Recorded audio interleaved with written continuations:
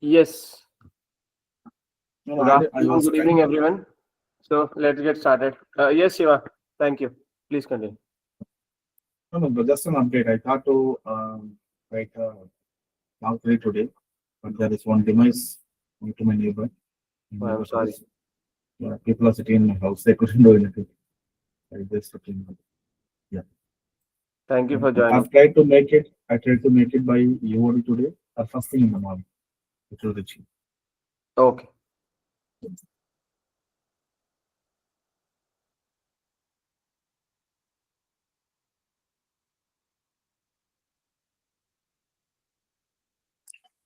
Um, Hi, I had a query. So can I continue with the questions? Yes, Uh, we can okay. start. Just 1 second. Okay. Hmm. So, guys, today's session is mostly about the doubts. Whatever you have, we can discuss doubts from the 15-point topics or mocks you have done or general writing. It's mostly Q&A. Whatever you have, you can bring in and we'll go one by one. And you have any suggestions also, that's welcome. Okay, so let's get started. Yes, Nazia. Okay. There was a query about CTO or a CIO, that Yeah, if should we have it or not, right? There was a discussion based on that. So all I could think of were the positives, because obviously considering the heavy automation and the IT systems requirement, there should be a CTO, but there weren't any negatives to it, except for the fact that it could be a little expensive. But you had said that there were advantages and disadvantages. What would be the disadvantage of having a CTO? right. So every situation can have the downside. So first disadvantage of having a CTO is the cost. Hmm. Another thing is we can talk about if the board becomes bigger, sometimes the decision making can be slower. That we can talk about. Third I'm disadvantage, sorry. If the board becomes what? big. If the size of the Yes. board is big, the decision Yes. making can be slower. Okay. Then third thing we can talk about, IT is a very dynamic. Even if you get a CTO or IT director, what happens is things change very fast, and sometimes it make more sense for a company to outsource it because they're expert in that rather than just having one person. One person can contribute, but there is a limitation compared to when outsourced. So being very dynamic in the industry, uh, this will be the another disadvantage. Okay. And if a question comes like advantages and disadvantages of having a dedicated IT director, once we list whatever you have given, can we also say that we can mitigate the disadvantages by having maybe an outsourced person as a consultant, or we should Sure. not go there? You can say that in the We conclusion. can. Okay. Yes. Okay. Whenever we are coming to conclusion, in most of the situation we have to be come up with like a solution. Like they are saying, evaluate the opportunity of having an I director or CTO. So you have talked about advantage. Then in the conclusion, you are coming up with the solution. Like let's outsource it. You know, like that. No, what I meant was, let's have a CTO, but we can have an IT security firm on retention, that as and when needed, we can go to them. You want to do both. Have a CTO plus. Usually they do, right? Because even if we have a CTO and there's an IT team, if there is something which is that sensitive, or because we can't have the expertise in everything. So for anything specific, especially related to malware or cyber risk, we can go to a firm which specializes in it. Or we can just state that even though we have the CTO, we need to make the board aware that if there is a niche requirement, we might have to take the expertise, from an external party. Yes. You can I have. mean, Mm. that makes sense as long as the answer makes sense, and we have a reference also in the real world. So that's correct. Should not be a problem. Mm. It's all about how you justify. Make sure we give some good points to justify it. That's enough. Okay. Mm. And Others, yeah. mm. Sorry, continue. Yeah, sorry. And in the pre-scene, below the structure, there is a word which says that the chief internal auditor reports to the convener of the audit committee. So I just wanted to clarify my understanding. My understanding is that the convener automatically means the chair, who is stated at the top in the audit committee, right?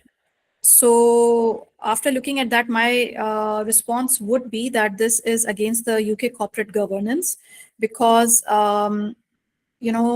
the chief internal officer cannot report to the chair. So ideally, even if the chair, first of all, ideally the chair probably should not be in the audit committee. It should be some other NED, and he should not be the convener. I mean, that was my understanding. I just wanted to clarify if that is correct or not, because I Yes. feel that For UK yes, corporate governance, the chairperson should not be part of the audit committee. it should not be, That right? is one of Okay. the weakness of our company. Therefore, we have put into the SWOT analysis when we did for the board, right? Mm. So if they ask a question how we can improve the board, so there are two problems in audit committee. First is the chair sitting there, and second is we don't have a finance person.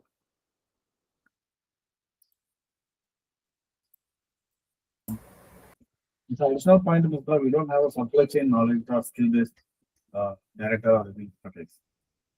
Yes, in supply chain is one of the key principal facing. No one have idea of that. Right.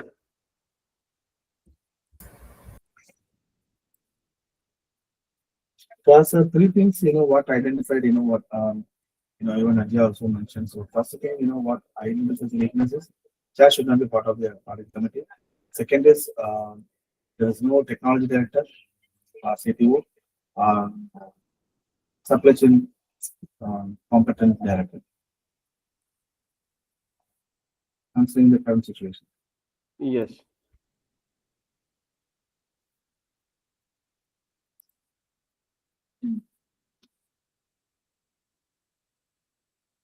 And there was a question in the top 50 about the management buyout. So if a question comes that they are looking at a management buyout, as was suggested by you earlier, that if any direction is given, we should just go with the flow. So we should say that yes, the management buyout is possible, but these are the pros and cons, I think, which you had stated. Yes.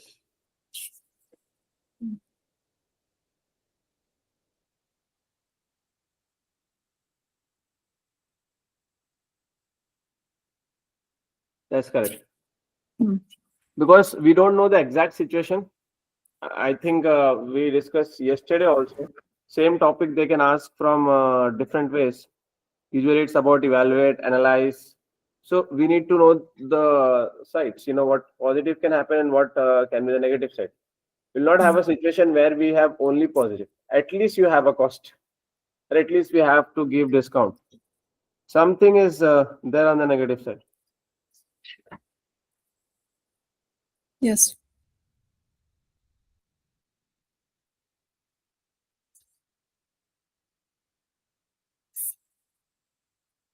Right. So, yes, Hina, what's your point?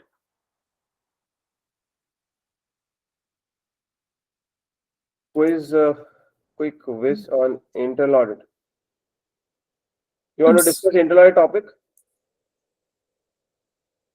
Hina, can you hear me? Risk and mitigation. So technically for risk and mitigation, I've told you guys to, come up with that 50 risk thing. Some of you, I believe, still yet to complete that. What we can do in that is, if you have any risk, we can discuss how it can be mitigated, or maybe we can discuss some of the top risk. How you want to go with that?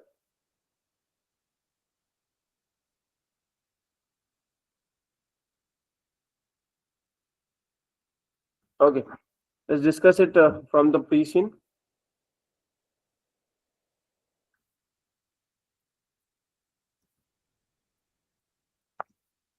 Okay. Hi, Ms. Jyotsna. Hi, Josna. Hi, Misbah, can you just share that mock which is not opening? Uh, H mock is not opening for me, both the answer and mock. Same. Okay, I'll send it again. I don't know what Okay. happened. I'll Yeah, send all of you them. did- you sent them, but it's still the same problem. Okay, okay. Not sure why. Hi, how can I share? Yeah. Yes, please.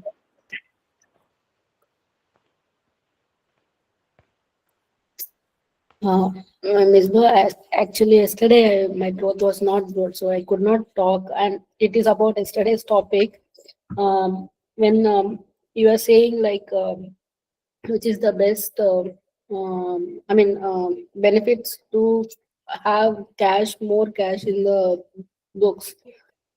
So I was telling like someone was giving, I was given an answer like market working capital. It is good to have a working capital and to turnover, cash inflow, cash outflows, and all we need to check. And it's always good to have a cash. In bank, cash in bank, liquidity cash. For that, someone was giving answer for even the current as quick ratio is 3:1 is there. So we don't need to think about the working capital. So my doubt here is like, what if the industry is a seasonal based and periodical, and some months it will not be there, some months it will be there. So that time um,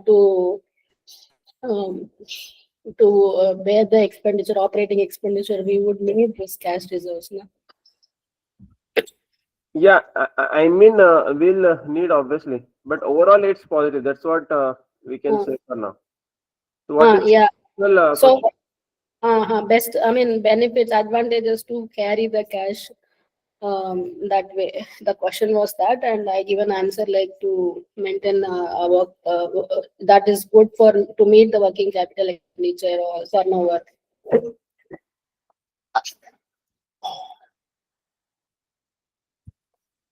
okay? And one more clarification needed. In case of investments, we should not be thinking on return earnings now, because it is already locked in fixed assets or Yes, inventory. planning is not ideal. Maybe Uh, some part of that can be used. What we have is cash. What we okay. have is Yeah. cash. Oh, Cash we can use, isn't it? 3.1, 3.7 billion what we have. yes, true, true. But we are not sure like monthly operating expenditure, how much can we take. So we have to keep some reserves there, and then only we can use for Yes, even we further cannot invest use, all of this. all of this inventory. Yeah. But they won't ask you very precise question with the numbers. This is good Ah, for understanding. As far as exam is concerned, it's mm, very rare they go in too much detail. yes.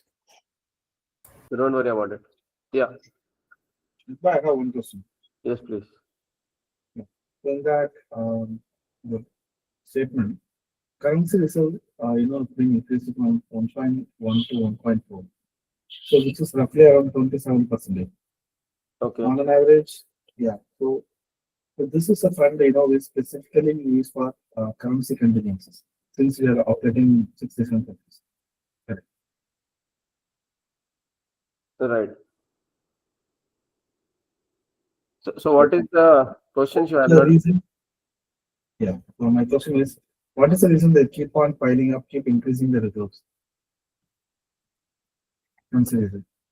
So we don't know exactly what is the reason. Maybe companies. I gave yesterday Airbnb example, right? Mhm. Maybe just like that, companies plan to do some acquisition, or we want to do some major investment. And as you can see, company's policy, we are paying like less than 13% dividend. So we want to use our own money for the investment. Or maybe it's very difficult to raise finance from outside at a good rate. No, my question is related. Banks will put covenants. So This all Correct. our guess. We don't know exactly. This can be some of the reasons. That's what. My question is related to currency reserve. Hi, I just wanted to say something. You can correct me if I'm wrong.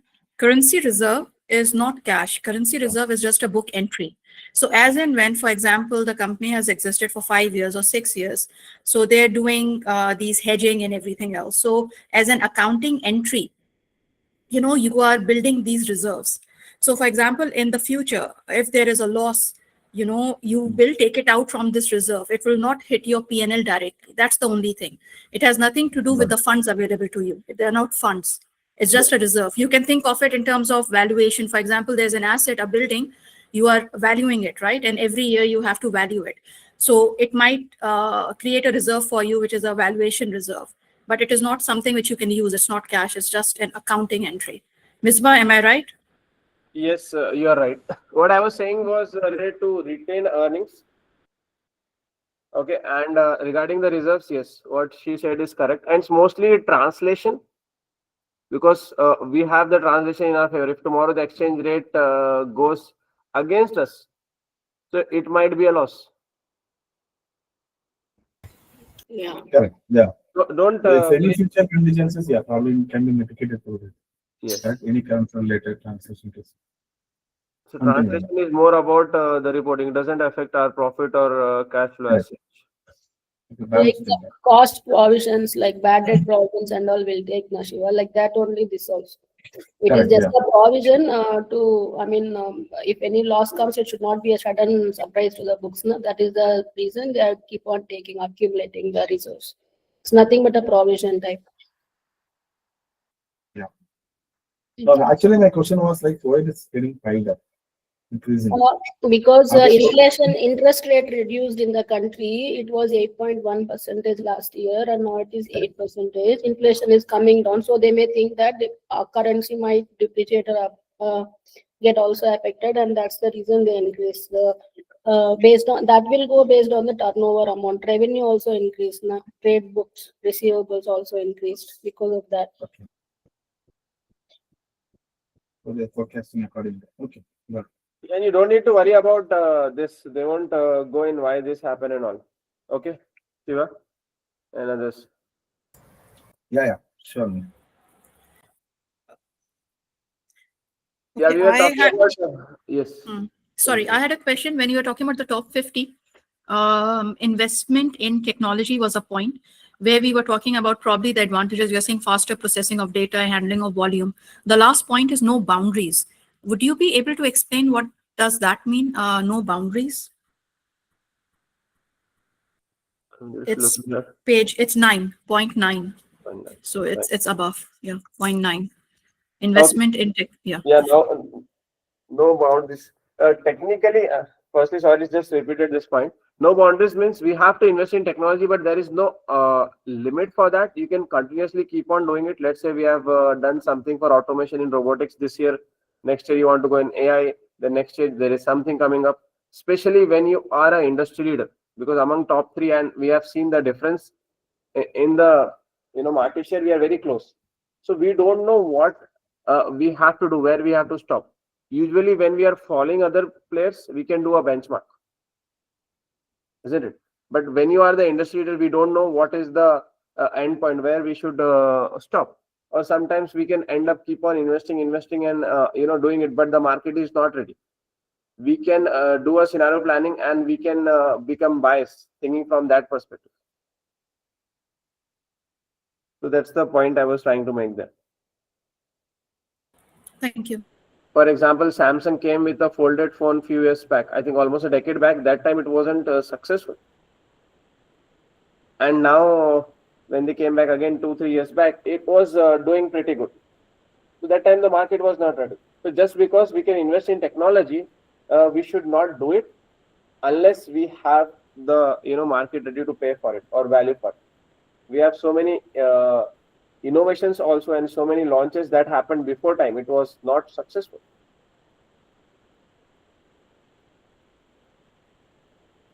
Yeah. Ultimately, change happen with all of that. That PESTEL analysis, what we do. we need to see all of that, how the society is changing, how the technological penetration is changing. Therefore, when we go into a new country, we look at the tech penetration. Let's say we are doing e-commerce business. If you are going into a new country, first thing is we'll see how many people are using the internet. What is the accessibility? What is the cost of that? We call it tech penetration, right? Otherwise, if the use case is less, that means the market itself becomes smaller. I hope it makes sense. Yes, it does. Thank you. No problem.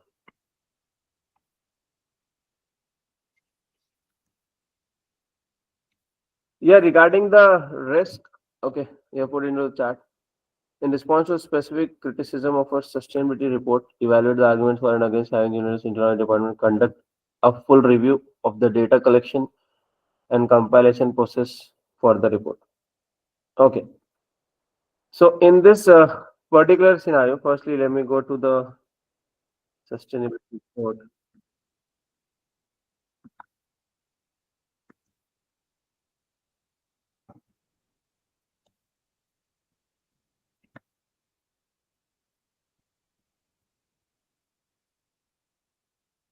This is the one. All right. So your question is what the internal audit can do. So technically, internal audit have the flexibility to do it. If we look at the responsibilities to check the internal controls, look at the compliance, suggest a new technique for risk management when they do the internal control review. So they also have a thing called special investigation.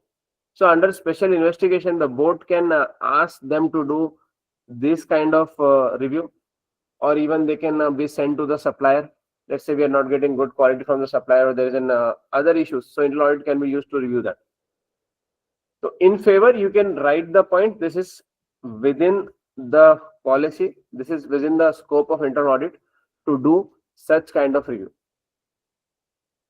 Okay. And again, obviously, you have given this one paragraph. I'm trying to think. In exam, if this question comes up or something similar, you'll have a reference material. So make sure you read that to get the proper perspective. Okay. What I'm trying to make out from here is the disadvantage can be data collection compilation process for the report. Maybe they don't have an experience in that, they don't have expertise in this. Okay. And they might be depend on the IT department, because you're talking about the data collection. Another thing is maybe if they are doing it, there might be a reputational risk if things become out. We are doing it because we are not safeguarding our data, or we are not using the data for the same reason what we have done. That's integrity of processing, the data collection. Therefore, we are doing so. It can lead to reputational risk also. The positive side can be obviously this is within the scope. This is a part of policy. It can improve the accountability. It can help us to come up with the new controls or edit the policies. Change the policies what we have. Things like this you can talk about.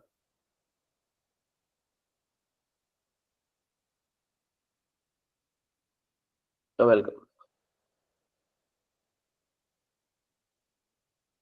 Anything else?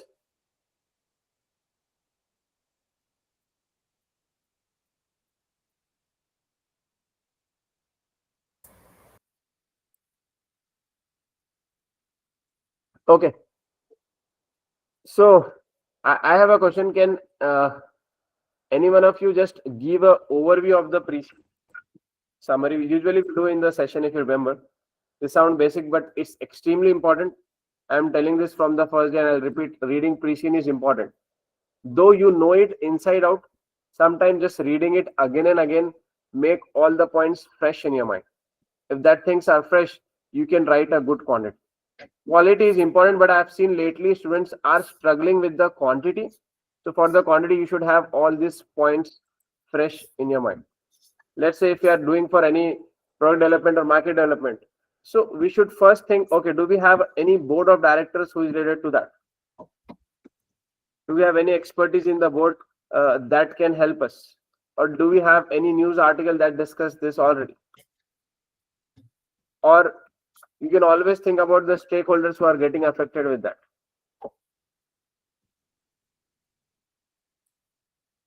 To be honest, these two board of directors can be very important.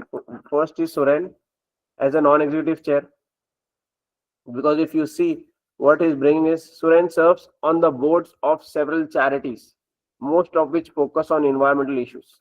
So this make this personality very, very important here. And it's not in the past, he still serves. He's still part of the board of directors for a lot of companies. And environmental issues is the primary concern for our business, isn't it? And usually if this issue happens, these charities, these NGOs only comes forward to put a case against the company or affect our reputation. So with the relationship with the Soren, we can manage this. Or maybe why wait for this problem to occur? Why not we do it beforehand? We can use this relationship and work with our CSR. We can invest CSR with this charities. So we are solving the problem for the future as well.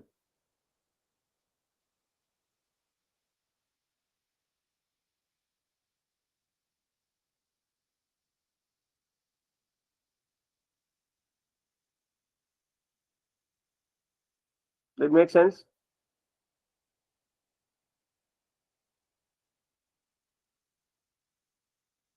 Yeah.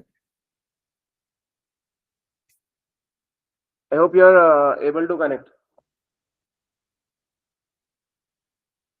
We need to bring in, even if they didn't ask, you can always bring in.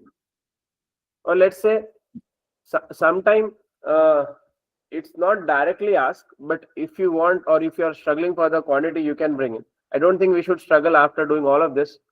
But let's say we are going into the new country and they're asking how we can manage the issues in the new market. So you can say, we have a chairperson who is very good with the NGOs and all. Why can't we use his expertise and connect with the charities and NGOs in the new country, and that can help to build the reputation. Before earning revenue from that country, why not go and start helping the charities there under CSR? That will build reputation. So when we launch, it will already have a goodwill in the market. That's what Tata does in India, and they are successful. Before coming up with their plant and all, they have already helped so many farmers and so many stakeholders in society. So the stakeholders, they are happy to welcome them. I also want to add. So what I did, I just made a small summary on top of every board of directors name. So when it comes to Suren Pillai, I just made it like an acquisition expert and moreover environmental focused person. So anything, any budget acquisition comes, probably we can pull him inside. We can take his expertise in terms of how better we can make purchase trades better, or maybe post issues, post acquisition issues, how better we can mitigate that. Something like that we can take help and support from him. So like that, for every directors I have what they are good in it, where we can use it, something like that. Yes.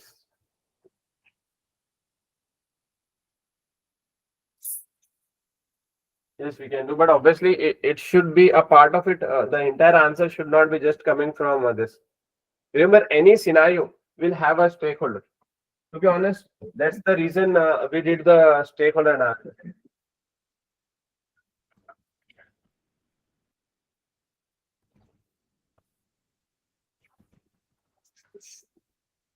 Okay, let's do some Q&A. I was asking for a summary. We'll come to that.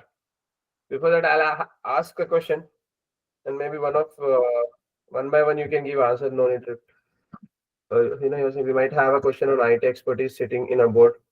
Currently, we don't. Yes, that's what we discussed sometime before. Okay, we'll ask you about the stakeholder, and this sound very simple, but might help. Okay, I'll say the stakeholder name, and you have to say how you can manage them. Let's say if I talk about employees. So you can say how we can satisfy the employees. Don't give a basic answer. There can be an answer which is correct and which is more correct. If I say employees, you can answer, give them job security, give them good remuneration or competitive pay. That is correct. But try to give a better answer. Show that you have done the research. Give something, next level. Because when we are looking for some rare skill, they are not just joining for a competitive pay. Maybe they have joined for flexibility. Maybe they have joined because they got equity in the company, right?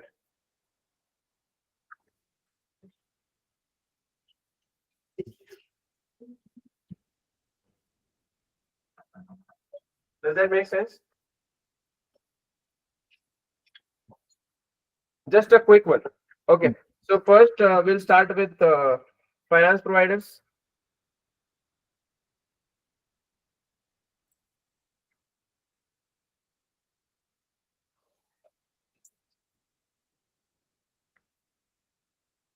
Finance providers, you mean the banks? Yes. Mostly banks. So you are asking what? Sorry, that What is their expectation from us? How we can keep Okay. them satisfied? we need to follow up with the covenants, make sure that the reporting is done correctly, and their expectation would also be not to default or not to delay on any on the repayments and the interest. And then the growth of the company is important. So we need to tell them that the company is growing, so that they are comfortable that that even in the future we'll be able to honor our commitments. Anything beyond that? Think about the next level. I need an answer which is next level. This is basic, right? What can be the next level point for the banks? Banks want a safer investment. Ultimately, they want their profit to go up. They need business from us, isn't it? And then banks are looking for their profit. So we need So to business plans, we should be keeping them apprised of the future business plan, the future plans which we have, or any of the innovations which we are looking at.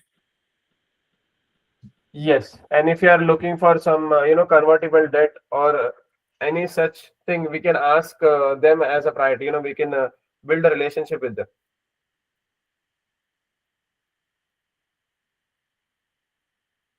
We can invest with them when we are doing CSR. We can partner with them. We can do CSR for their stakeholders, directly, indirectly. We have to build a bond with them. Okay, government.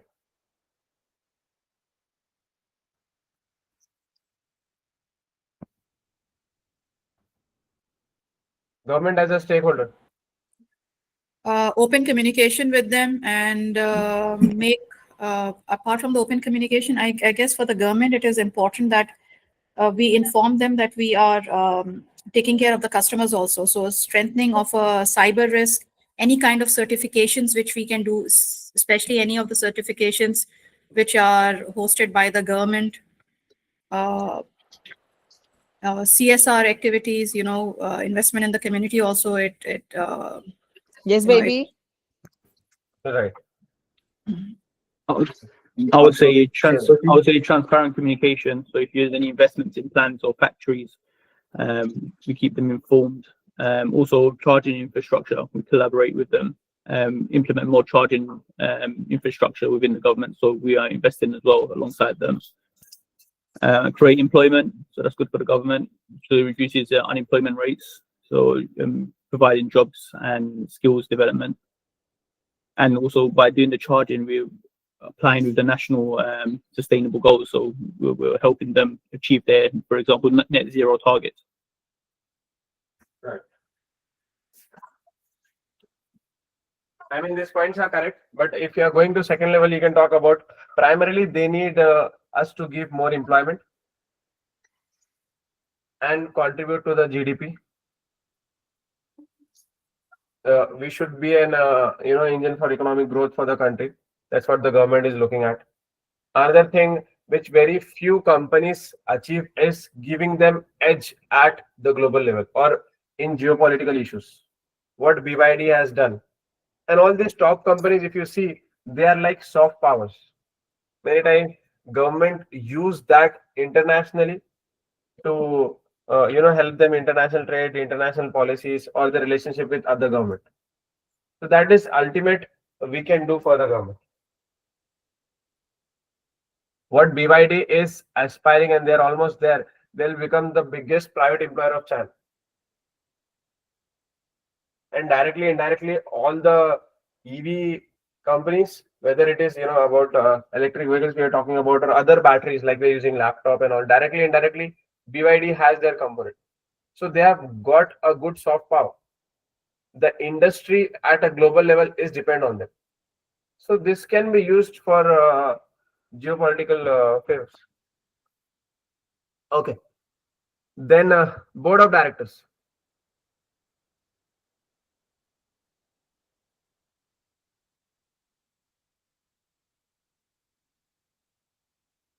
Yes, Hina, they have invested in UK sports too. They are becoming so powerful. And they are doing this sports and all just for the marketing, improving relationship with the stakeholders. And they know people in UK and Europe, they Will are recognize the car. in sports. Yeah. It's having a footprint into a different country to access into their fundings and hedgings as well.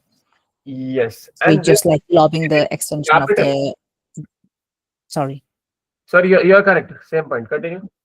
Yeah, so it's like extending their arms and wings into the different countries' political lobbying as well, so they can get wider access, and their country will be a bit. Of course, it will have the influence in their own countries' politics, and then rates and everything gets better as well.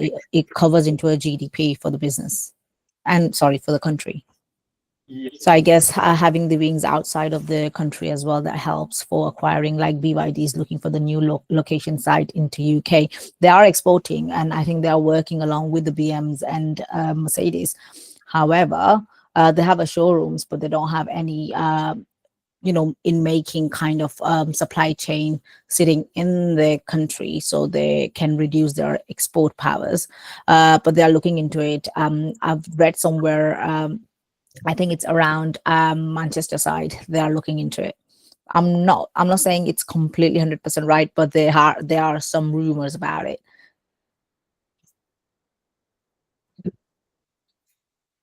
So that's just a bit of research I read somewhere. So these kind of things that you should be doing as a business, and just fly out of your own country as well. Yes, and this can give a increase in our social relation capital.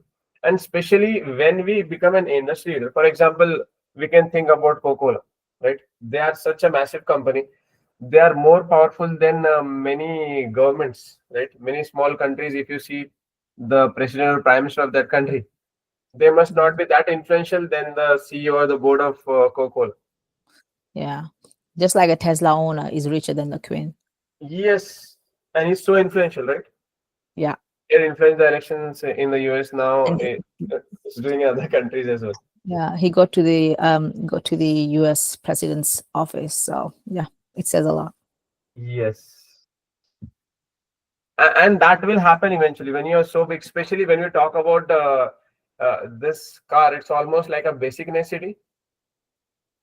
So people have to buy it, and if somebody is dominating that industry, they will dominate people. They know, they'll have data. They will understand what society is going through. They'll have at least basic understanding of how much people are earning. Yeah. So, what is their mindset?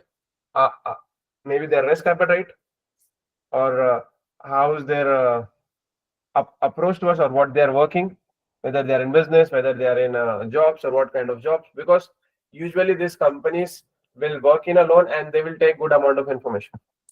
Yeah, like you can see Tesla and BYD is quite common now, especially in UK. I can see a lot of Tesla going around. Even I've seen taxis as well in Tesla.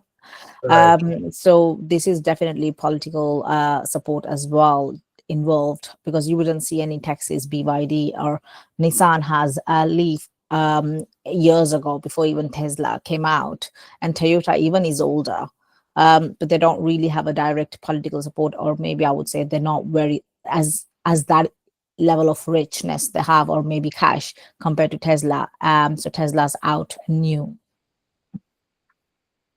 Yes. So some of these example can be used. I hope it is making sense for everyone. Don't try hard to use these points, and obviously don't use anything that is controversial. Just keep it simple in the exam. This is just for understanding. But try to give as much as possible a correct answer. What happens in the real world? Don't think about the theoretical part. We just don't have to take the name of the countries and the president names, basically. Yes, you can say that. Then moving on to the next stakeholder can be this NGOs or charities.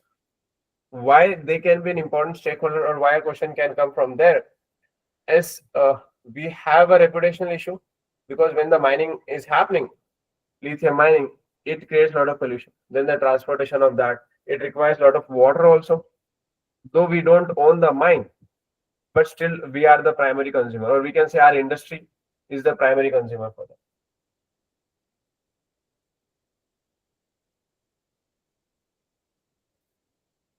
There can be a scenario. Do you want that stakeholder to be part of as a key stakeholder? You want to give them high power and high interest. What will the consequences for that? Or how you can manage them without giving them high power or high interest? Okay, Cewmlator boasts on sustainability, and we says our mission, vision, and values is to be leaders in EV cars, and we want to make sure our products are quality and sustainable, in line with the regulation of Duxland. And then charity will literally criticize every bits and pieces on battery side of it. So we have to be their good friends and try to work with them. So they are very special power. They have a high impact on their wordings as well, because they work directly with the government and for the public especially. So public will listen to them. Right. So you are saying we should give them a high power, high interest? Should make them a key stakeholder? They have a high interest. I think it would be a good idea, especially when Cewmlator is struggling with the battery disposal. Currently, we are still not sure how 100% our batteries are getting disposed, or I would say there is no recycling process properly in place. Right. If you go by logic, when things are not clear, that means things are not right, or it's not exactly what you expected. Therefore, companies are not talking about it. If they're silent, means they don't have a proper solution for it. Simply. Correct, because we are not saying anywhere about in pre-seed, it doesn't say how nicely or how properly or how in align with the regulation we are disposing or recycling our batteries. Yes.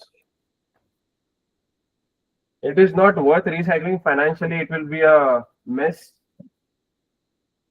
And they might have done lobbying with the government so that strict regulations didn't come up. And it's too early, because the EV itself is growing. The industry itself is growing. And if government comes up with strict regulation, it might be a problem. So maybe after a few years, they can have some regulation, but immediately we can't see anything coming up. But in any sorts of like public podium, if someone from NGO or charity, or let's say any journal, any news reporter or anyone who could end up asking this question, and our leaders won't have a proper answer because we don't know what we are doing in this case. Yes. So we have to give a diplomatic answer. Yeah, and we have to use the expertise from our BOD. We have Uzma Nusrat, I think. She has some exposure onto journalism. I think she will be able to give a more diplomatic and suitable answer. Right. Because I had a career in journalism. Yeah, good point.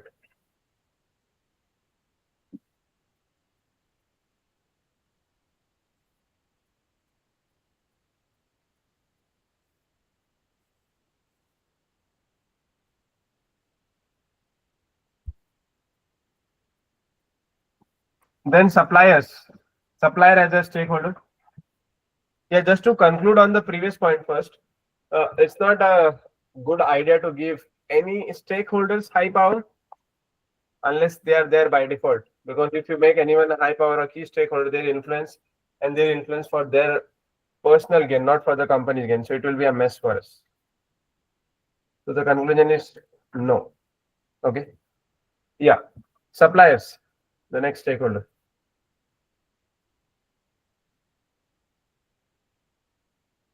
Any question you are getting in the exam, think about the stakeholders.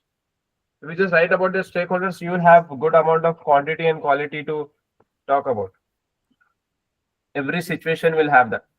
Think about who are the most important there. We don't need to talk about shareholders every time, though eventually it can affect our profit, but it's not mandatory to talk about them always.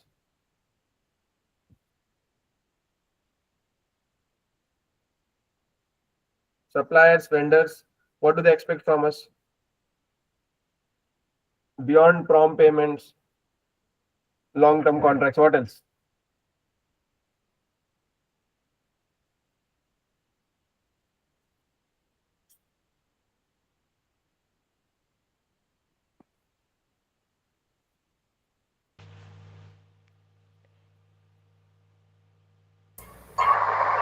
Enhancing the sustainability of the In-time supply, quality product supply.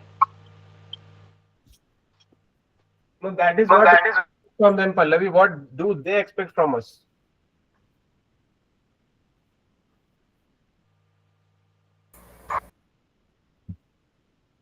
I think some of the suppliers, especially who are specific to us, they must be looking for certain investment or maybe a loan. We need to support them to grow. Or if they are going through some financial problem, we can help them for the cash flow issues, short-term credit. We can be a equity investors. Why not? What do you think? We can buy off their shares.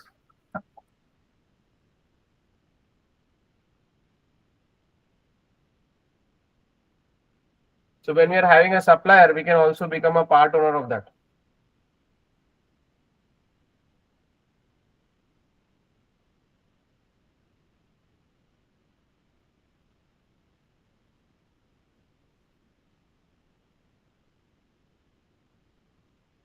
Saying payment on time, service level agreement, support in the growth. Yes, support in the growth is very important. We should not manipulate them. We should think them as a partner, as a strategic partner. And sometimes our competitor, like BYD and Tesla, they can be our supplier as well. So in the industry, and especially when you are at the top, we need to collaborate. We definitely need support from other companies. So we can compete outside, but internally, we have to collaborate. So what is happening now, if you buy a Tesla vehicle, you're also giving business to BYD because BYD is supplier of Tesla. And if you buy BYD, you are giving business to Tesla because Tesla is providing software and other things to BYD. So it's the same. If you go outside industry, you can compare Samsung and Apple. They are fighting a lot of legal cases, but Samsung is helping with the hardware to Apple and Apple is helping with the software and other things to the Samsung, right?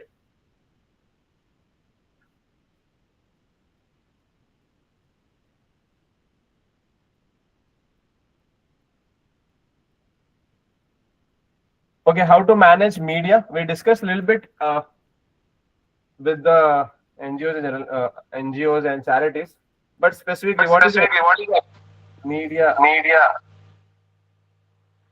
Transparent communication, provide transparent communication to that media. Okay.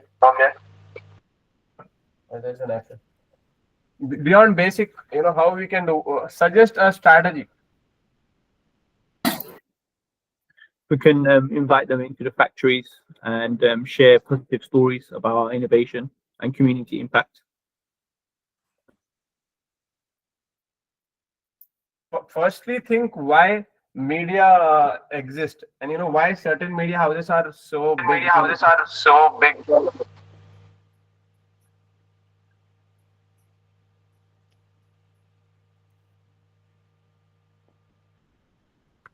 So what is happening?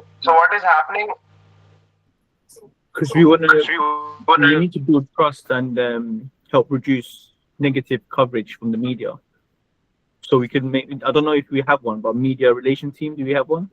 Not too sure. They have not mentioned with the media. 1 second. PR they have mentioned. So we have this public relations. I believe here it can be taken care with the sales director. Can you see the screen? Yes.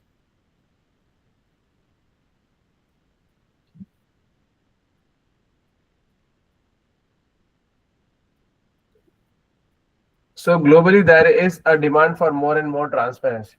Therefore, companies themselves are inviting this media, or we have a lot of YouTubers now, or we can call them influencers. They are being invited by the company to showcase the entire manufacturing process. Because today's customer or client wants more and more transparency. They don't just want to know where this is coming from, they want to know the entire supply chain. And they want to feel good. For example, we have fair trade. Like in UK, it's very common in other places also. Fair trade, people are paying 5%, 10%, 15% extra. Let's say they are buying a banana and they're ready to pay extra. Why? Because they are confident it is going for the good cause. So they are ready to spend a little bit extra if it is going for the farmers, it is going for the benefit. But they need transparency. Yes, I. Can we create a relationship with like one exclusive media company, for example, give them exclusive content so we can build goodwill with them? Right. In fact, what is happening, I was doing research on this topic. Globally, the big businesses, they're buying off the media house. For example, in the US, if you talk about the Washington Post is owned by Jeff Bezos. In India, Adani Group has taken NDTV. Ambani Group has taken, I think, News 18. And in Africa also, it's same. And in US, we have other businesses also. They own the media houses. If not 100%, they have a controlling interest, controlling stake. So that's the strategy companies are following now, and it is helping them because they can own the entire narrative. The negative news can be showed as completely positive, or maybe that is a strategy for them to manage the reputation. What do you think about that?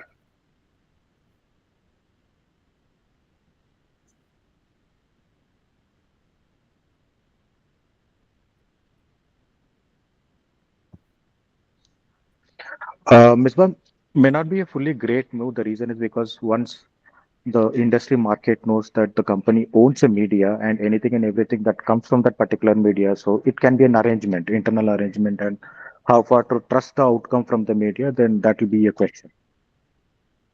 Right, that's a downside. Yeah. Can affect our reputation. Right. And other point on media is that maybe they'll be looking for the outcome, like what we promised from the final delivery of a product or services, and then how did we do it. Now that kind of transparency if the media has, then it can lead to an upside risk for us. Correct. And there can be other side. We are saying, okay, if you own media, it can affect our reputation. People think it's biased news. But what if our competitor is owning it and they're influencing completely? They can put news which is not in favor of us. They'll take up our market share. They'll slowly influence people's mindset. And if you see, that's the strategy used by a lot of political parties. They own the media houses, or at least they have control, and it's all over the world, right?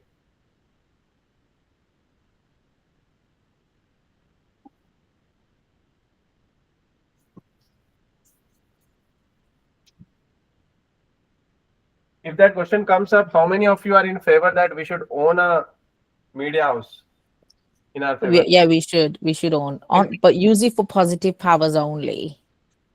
But we should own one. It would be a good idea on marketing our good side of the product, and then just like generalize in the whole world, hide what bad is. So you're saying it will help in the marketing? It will give us like a soft power? It will, yeah. Just like Tesla has Twitter, it does control the narratives. So if not the media house, then some sort of famous platform. Let's say TikTok, something like that. So yes. So people are talking negative on Twitter now, it's X. They will not promote that content. Yeah. But Misbah, is there any company like that's what you're saying? So are they maintaining any maybe holding the media? You mean currently? Yeah, currently I'm asking. No, we don't have. I mean, as from the pre-scene, No, I'm generally asking in the EV industry. No BY, no Tesla. No, they don't own either of the media house. But yeah, Tesla on Twitter. BYD holds nothing. Maybe they can have a kind of, maybe it's not public. BYD might also have influence because they are very close to the government. They might have, and the media in China is completely controlled. So indirectly, they will have a strong influence. Yeah, nothing on paper. When they But have something behind. articles, maybe monthly articles, something like that. That's also we can call it as a press, something like they can project. They can use it as a media perspective, means a marketing perspective. Maybe the new product launches, sustainable activity what they're going to involve. Probably they can do it in articles, monthly articles on the newsletter, something they can do. But owning a media, it's not the situation. So maybe owning a media industry from cost and benefit perspective may not be required, because considering EV as an industry where people are aware of it, and to me, I feel very less marketing and promotion is what required on the marketing front. So definitely we'll have to consider the cost. You think it will be a loss-making deal just for marketing? Yeah. Also, so generally, correct me if my understanding is wrong on this law. So media is something will project the information which is not easily available to the public. But when it comes to the EV industry, people easily can, if any one person is buying a car, easily it will spread out in the terms of review, right? So it's not something like, it's not required. Company has to come forward, talk about all the pros, excellent things about the car. So the customer can talk in a 15, 20 minutes video. What are the good and bad in the car? Right, they can give the review. But if Yeah. you own a media house, maybe it's you are just thinking like a physical newspaper, but think like we own Reddit. Right. Social media, we can own a platform. So Like definitely, every company has, right? They're maintaining a site, the group promote it, and maybe in social media they promote the product, something like that. But owning the media, then something is, you are against that. Okay. yeah. So it's all strategy. So without owning also, we can have an influence. And that's what most of the companies do. They give them revenue. They give advertisement to them. Sometimes they are not getting the ROI, return on investment, but still they give money to that newspaper. It might be unethical. They say this is a news article. They might not have a target audience, but we are paying, our companies do pay them just to maintain a relationship. If you are paying them, so they'll think, okay, we are getting business from them, and we should be a little careful when we are printing on, when we are talking anything negative about that company.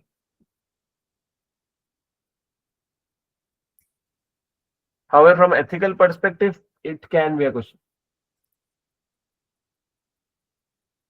And if anything comes with ethics in the exam, be very strict. Don't be in the middle. Okay, we have to be 100% ethical.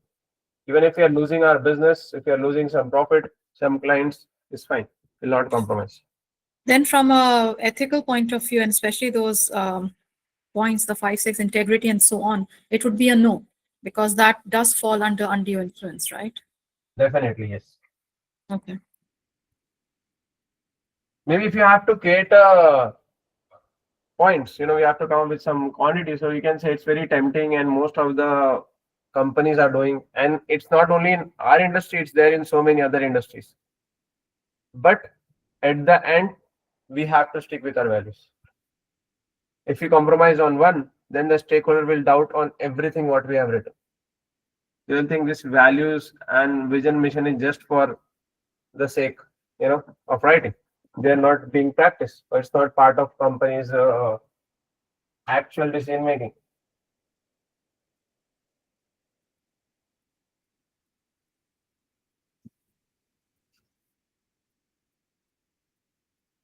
Then moving on to another stakeholder is society in general.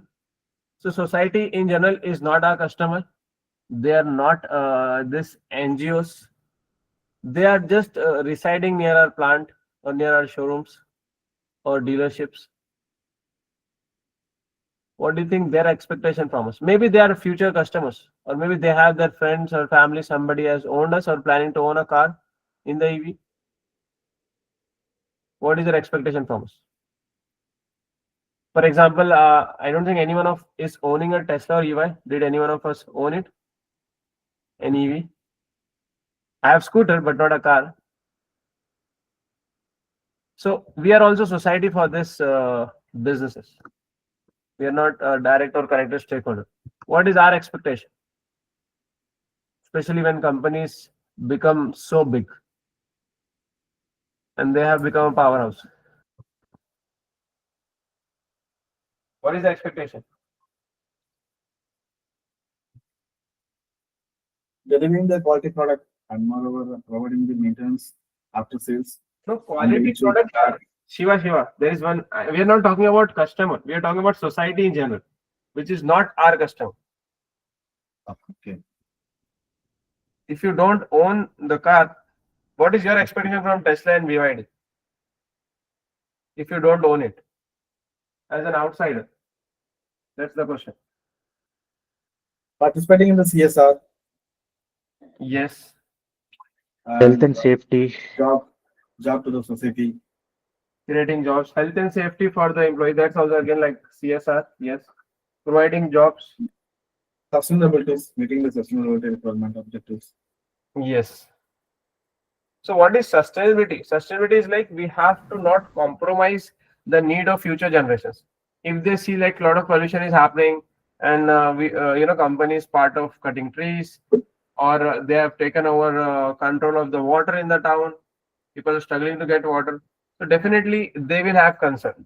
They want their families, their kids, future generation, there should not be compromised. Cities should be livable. If it is too much of like this, people will try to move outside.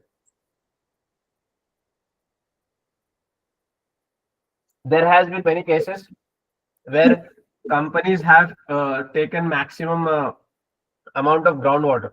So people are forced to buy and drink water. Previously, it was free. When a corporation came in, a business, they have taken over control on the groundwater by influencing the politicians, and the local people have to pay for it. This happened in Tamil Nadu. Yes, it happens so many places. Because if they are getting favor, then somebody is paying for it. And usually it is a society. So if we are fair, if we are beneficial for the society, then only we can operate. If you see businesses who are operating for very long, for decades, or maybe a century, very few business, and most of them or all of them, they have done something for the society. Whether it can be cancer hospital or something in the education, which solves common people problem. If you talk about Samsung is so powerful in South Korea. They do almost every business. They are into real estate, healthcare, financial services. But why they are successful? They have created a lot of jobs. They have contributed so much to the country, and they have direct influence in the country's GDP. Okay, now we'll come to the customer, the most important. How we can manage them? What is their expectation from us? Something which is the next level thought. Don't just talk about good price, discount, after sales service. How you can make your customers loyal, how you can actually help them, not just a marketing thing. Because if you do market, first time they'll come, but if we not genuinely care for them, they might not come again, or if it is a one-time service, they will not refer anyone. So that's the case again, providing the quality product, taking care of maintenance, efficient way for our clients, right? What do you guys think about that 30% mark? In the pre-scene, it has mentioned if the battery goes down more than 30% in the 8 years, we'll replace it, but not before that.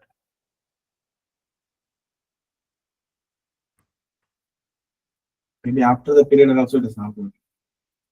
But even that 30% is quite big, isn't it?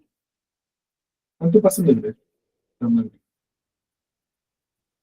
Atom is 30%. Sorry? For Cewmlator is 20%.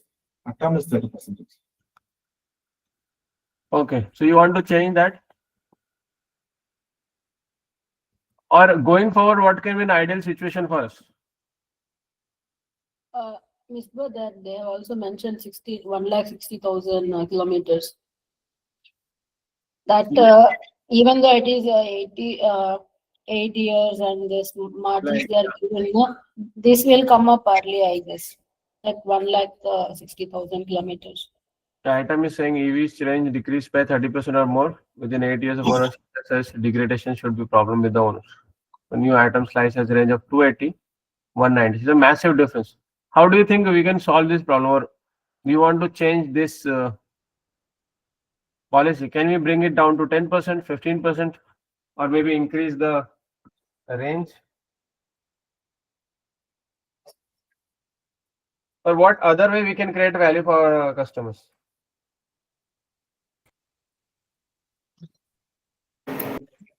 We could do a free battery health check every year if they want to do that, or free servicing. We can do free battery check, but what if the battery life is going down? It's like we are creating problem for ourselves. It's the way it's sorted it. At a nominal rate, we can take the battery. We can charge them maybe 50%. We can do something like that. Of course, it's add financial cost for us. No, globally, I mean, what we have seen in the pre-scene is very positive, but if you see in the real world, companies are going through a lot of problems, and they have seen a little bit of profit recently. It's not like they are seeing profit from the start. And just one change in regulation or any other problem, they'll go in loss again. So in this situation, if you want to do all of this, it will add up to the cost. And if you are in loss, will affect our sustainability.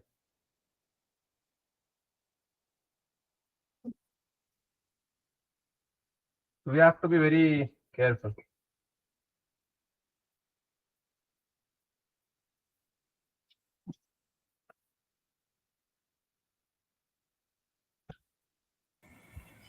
Keep dumping with the information or updating the softwares. Like we have to keep informing all the how educations on the repairs and how to tackle with betterly the vehicle. That kind of a campaigns also will give them satisfied, keep them satisfied. Good point. We can educate them. Yeah.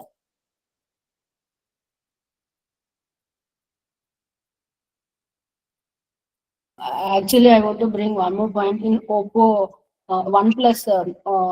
There was an issue because of screen or some problem, and if the mobile is within this 3 years warranty period, or warranty period is only 1 year, but somehow even after crossing the 3 years or 4 years also, they were giving a chance to upgrade. So you return the mobile to us with minimum amount like 5,000, 6,000, 5 to 10K. You can buy a 40 to 50K worth vehicle. I mean, not vehicle, like OnePlus mobile. So Right. like that, if these people, because of the after 8 years, what they will do, even customers will have a dilemma what we have to do with this. So if a manufacturing unit betterly, they can utilize the other products, or they can rejuvenate betterly than the local processing people. So they can return take the return of the product and give a better value to the new buying car. Discounting Yeah, discounting and replace very possible. We have to do the numbers. If it is profitable, we can do. But the problem is, if you do it, people might not buy new ones, or maybe the new ones will be bought by new customers, and this is for existing customers. Because here the problem is we don't have a resale value. Resale value, yeah. That's the thing. Only if the problem comes only. If, I mean, that is giving again challenging on our quality standards. So if at all it is there and we genuinely can replace it, and so even us customers will not crib on it, and so they'll also be silent, and they'll support our in marketing also. Maybe one or two products which may fail because of the we don't know what is the problem, what comes Right. like in the, so the technology keep on upgrading, and some other error comes also.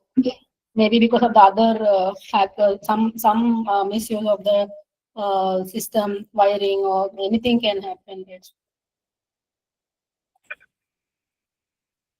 Yes.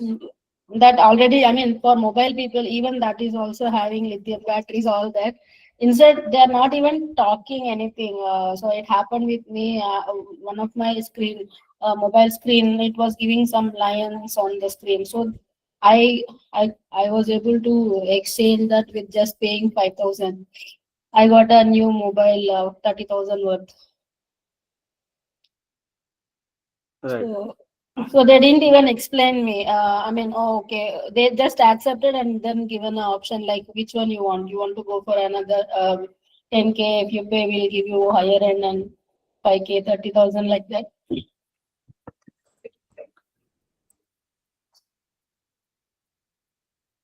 Right. All right. So, what should be our next stakeholder? Any important stakeholder we have missed? There can be so many, but we want to just focus on the key. Government we have done, suppliers, customers. Yeah, Raju. Misbah, we started with board of directors expectation, and then I think we got deviated to a different topic. We wanted to discuss about stakeholder. Customers. Okay. Customers we have discussed. Board of directors is also a stakeholder. Yes, we didn't discuss about that point. Thank you, Raju. Yeah. Yeah, no. What is the expectation of a board of directors as a stakeholder? Don't take them as an employee.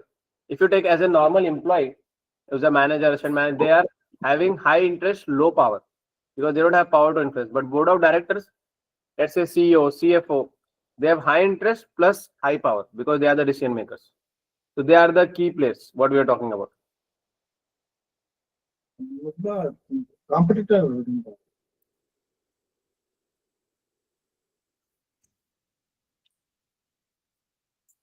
Hello, am I able? Yeah, Shiva. First we'll discuss board of directors, then we'll come to compete. Okay. Last two steps. Sure. No problem. Yeah. So what is the expectation of board of directors?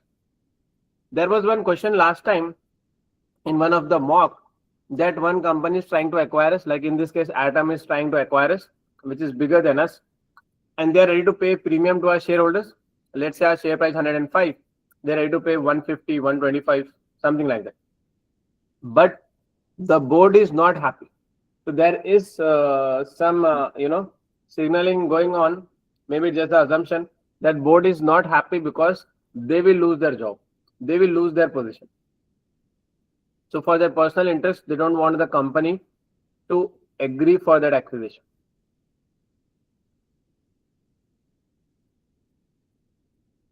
It might be true, isn't it? Because they are concerned about their job first.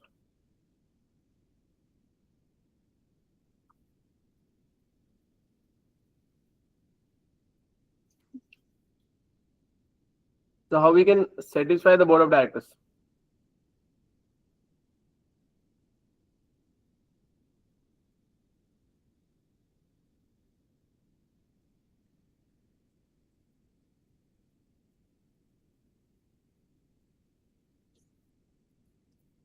Especially if you talk about EDs. NEDs are not primarily motivated by money. Executive directors, and we need to retain them. It's very difficult to replace that position.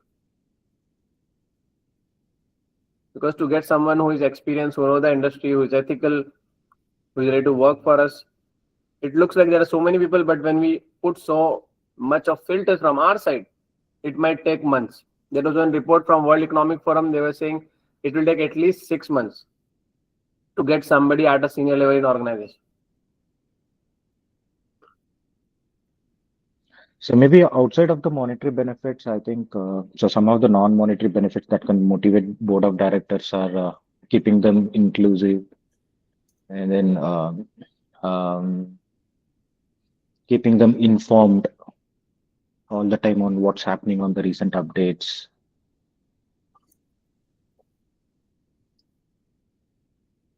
I mean, inform means they are part of the recent updates. They are the one making decisions, isn't it? But if there is anything coming on from the CEO or CEO side and that's not passing on to them, that can be a problem again. In some cases, maybe they are not aware, but usually they'll be aware of everything that is going on. Okay. So we can align their interest. They are looking for their remuneration, their bonus, and you have linked that to profit. So they might not invest something for the future. They will say, okay, reduce R&D, because R&D cost usually will go as a loss unless it is identified as an intangible asset. So they'll try to reduce the expenditure in R&D. So in short term, our profit can go up, but in the long run, it can have problem. So we need to give them a remuneration in such a way where they have incentive for the long-term growth also. Otherwise, they'll think I'll work for 2-3 years, 5 years, then I'll switch or I'll retire. My job is done, isn't it? That's what employees think usually. What is the employee mindset? Honestly.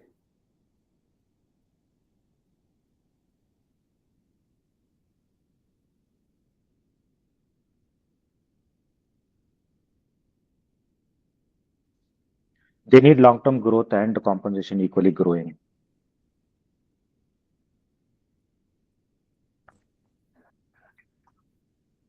Right.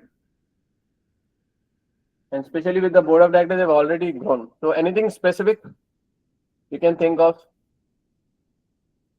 or you know from your own experience, your company where you're working? Can you ask once? Pallavi, I was saying how you can keep the board of directors satisfied, CFOs and all.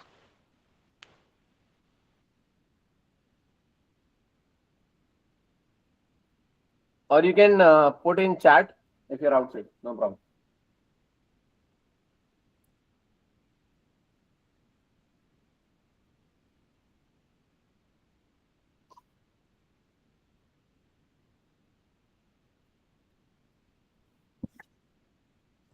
No points? I can't hear properly.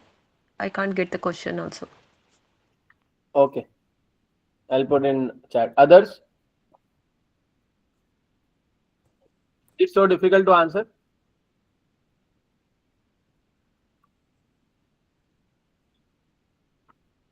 Okay. Is it better now? Let me put it into the chat. What is the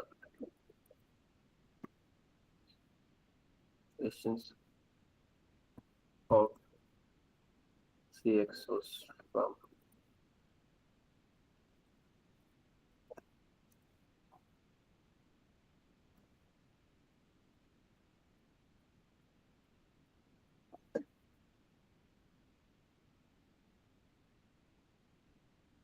What we can do, for example, is give them shares option, promote long-term holding.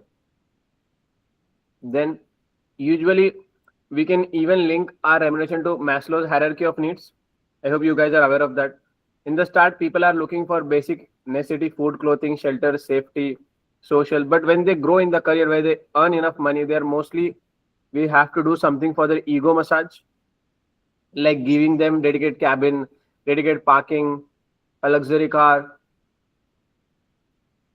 holidays, Bonus. obviously bonus.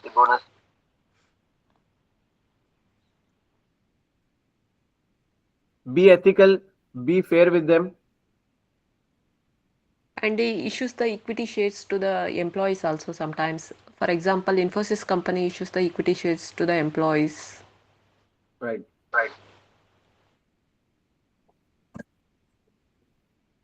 Okay. Now we'll move on to last stakeholder, that is competitor.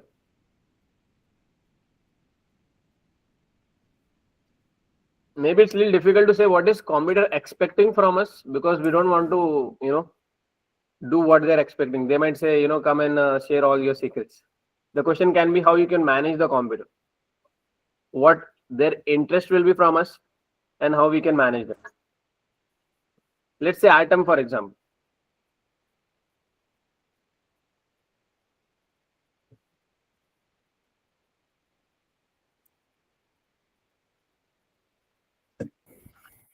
They might need our technology, how we are using in case of any new invention. What is the license? I mean, they would want to purchase our patents or license, or unethically they wanted to take out the technology and use it if we are growing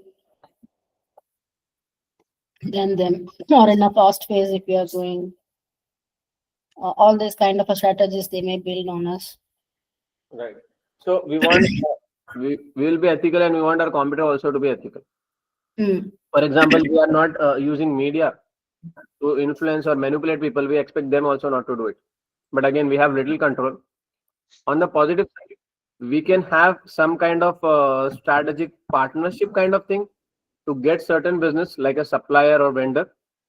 Another thing is we can partner with them if there is any regulation coming up which is not in favor of the industry, which is maybe stopped if you lobby it. And if you're doing lobbying, what is lobbying? When you pressurize the government to come up with the regulation which is in favor of the industry. Usually it is for the industry, not businesses. But when we say business or industry, ultimately top market leaders will benefit from them. So that time we can partner with them.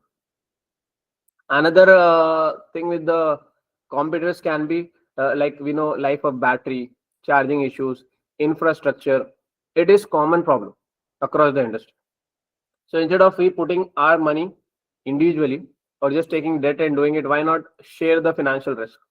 Let's everybody put in some percentage.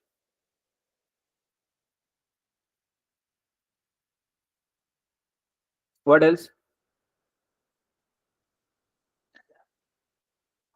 Maybe they expect us not to have any unrealistic strategies that might affect both of us. Maybe pricing can be one example, like setting up an unrealistic pricing or giving massive discount just to capture the market share. But ultimately, both the competitors are not benefiting, but only the customer is getting benefited. So those kind of strategies, the competitors may not expect us from us. Good point. And that's what BYD is doing. They are undercutting by a big margin to other competitors, and they are not able to come up with the price. Yes.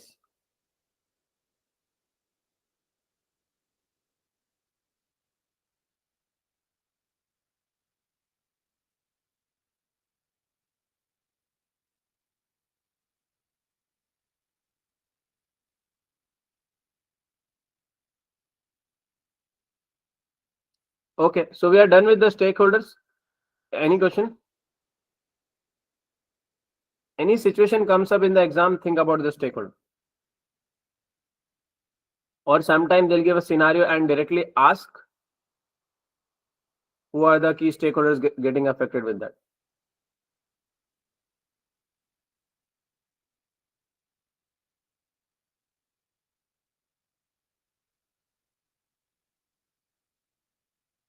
Okay, what next we need to discuss?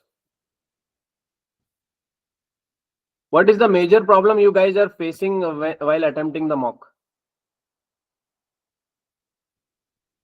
I mean, I think yesterday you guys were telling about the quantity, elaborating the points. What else?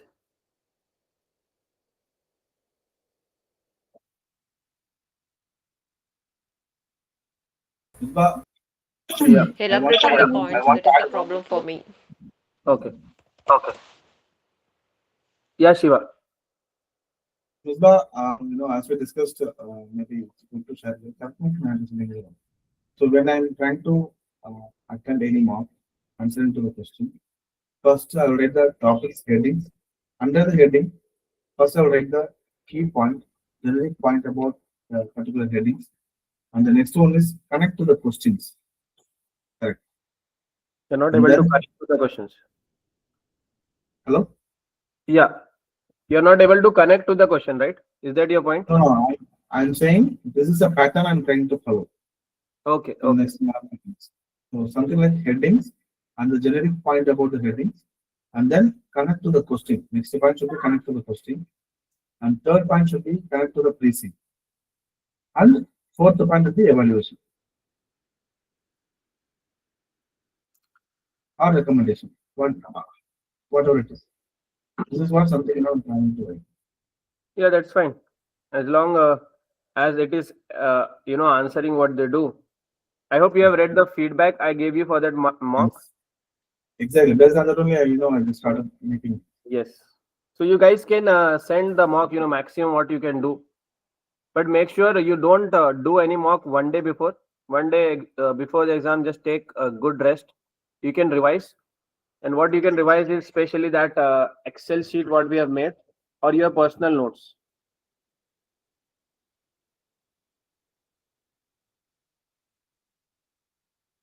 And be very, very careful with the time management. I think I told last time also, most of the students will struggle with 5-6 marks. In 70s only they'll have reset. It's not about the knowledge, I believe, 4-5 marks. It's more about the structuring of the answer and how they do the time management. So follow the basic things. Sometimes what happens is we go for all these technicalities and we forget the basic things. What are the basic things you can focus on exam? Let's be composed, be on time, be hydrated. Right, you'll get 15 minutes before the exam, so just if you can meditate or just sit, relax, get used to the environment. Ask for a scratch pad if you're writing from exam center. See if your pen and scratch pad everything is working good. See if you don't have any disturbance around. If you have disturbance before starting itself, you can ask them to give you a different computer. Check your keyboard. And other thing is control your emotions. Many times I have seen the task 1, we have 3 tasks, right? Task 1 is more difficult than the second and third one. Usually third one is the easiest. Again, it's just an experience. It may be different. So if the first task is difficult, and let's say we got a question that was not expected, it's possible. Maybe, 1% probability is there. We have done so much, but still something can happen. So don't make your emotions, especially the negative emotions, carry forward for the subtask 2, then the task 2, task 3. What will happen? We'll have the mindset, okay, I've not done good in one question. I'm not going to score good. What's the point of writing? This negativity can carry with us till the last question and we'll underperform because we kind of gave up in the first task itself. That should not happen. Trust me, passing this exam is easy. We just need around 53% to pass, 50 to 53%. That is 80 marks out of 150. And if you understand the question correctly, you're 50% there, almost there. Next point is just to come up with the headers and elaborate. Even if your points are very, very basic, you can still get through it. Most of the students fail because they misunderstand the question, or secondly, they write unrealistic quantity. For 60% question, 60% means 30 marks. For 30 marks, they are writing like 2 paragraphs, 3 paragraphs. Can you get 10 marks per paragraph? Even if you are saying like getting 60%, can you get like 5 to 6 marks for one paragraph? And that too, one paragraph is not that long enough. Or maybe half of the paragraph is just copy paste of the information from the question or the precinct. We have not created any value. So definitely that answer is not good enough to pass. I believe if you remember, we discussed this in a structuring session as well. So make sure that we are balancing. Another mistake to avoid is, let's say we are talking about 2 points. Let's stakeholders. Okay, we are talking about employees and shareholders. So employees, you are very confident. You have written like 5, 7, let's say 10 sentences, and shareholders, you are writing only 3 sentences. So that balance should be there. Don't write that 10 sentences. Make it 5 there, 5 here. Even if you're overexcited, you have so much of points. Control your emotion. Don't write extra. If they have given 3 stakeholders and you have to write 3 paragraphs, just write it in 5. Try to improve the quality. Try to give maximum information in that 4-5 sentence what you are doing. Getting the point? And maintain a balance. And I strongly recommend to write with headers. I hope you have seen our Keystone answers. I'll show you quickly.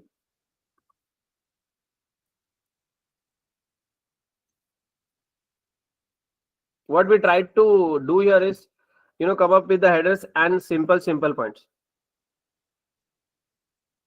Some of the ideal answer, if you see other publications, they might have a different approach. But what we try to do here is make it practical. You don't want the student to get overwhelmed. Let me share the screen.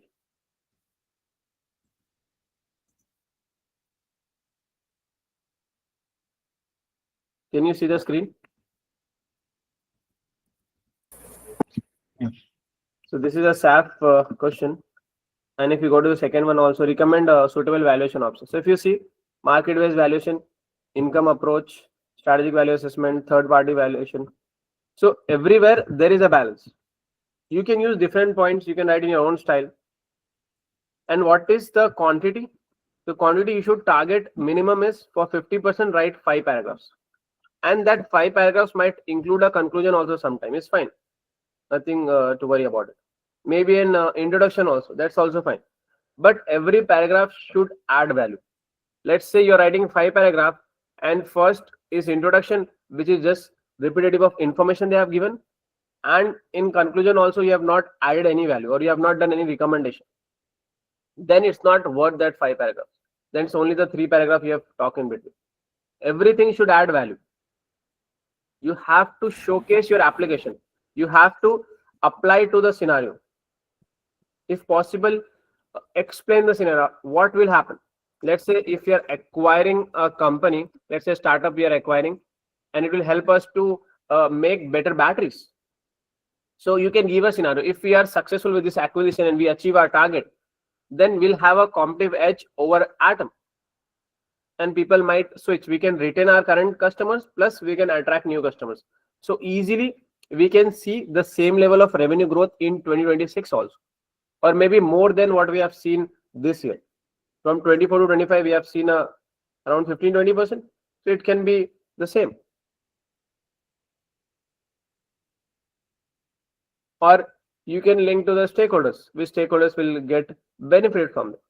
Obviously, primary is our customers, the users.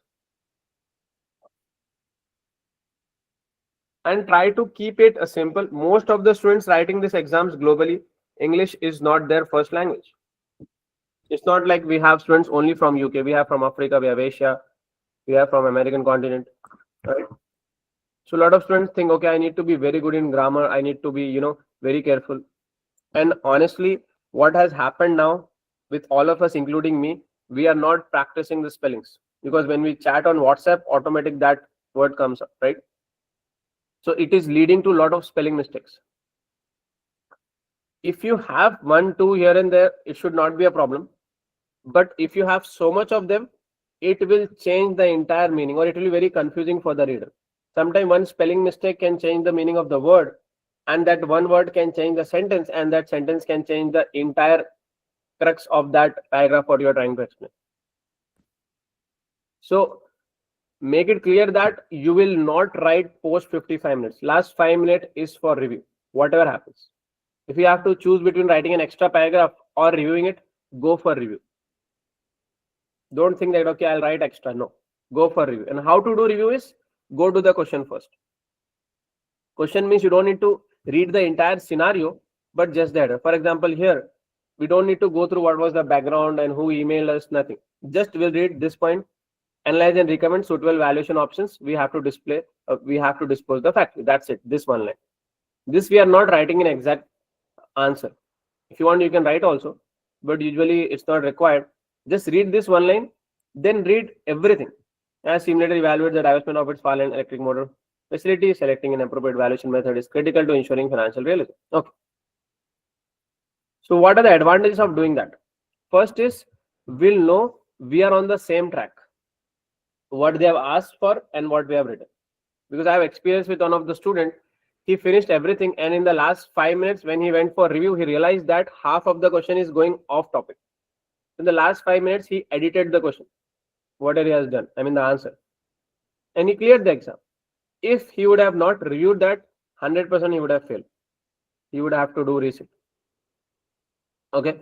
So first thing is, it will help us to see that we are going correctly. Second, Reason for this is our thoughts run very fast. For example, now we are discussing. I know you are getting so much of thoughts.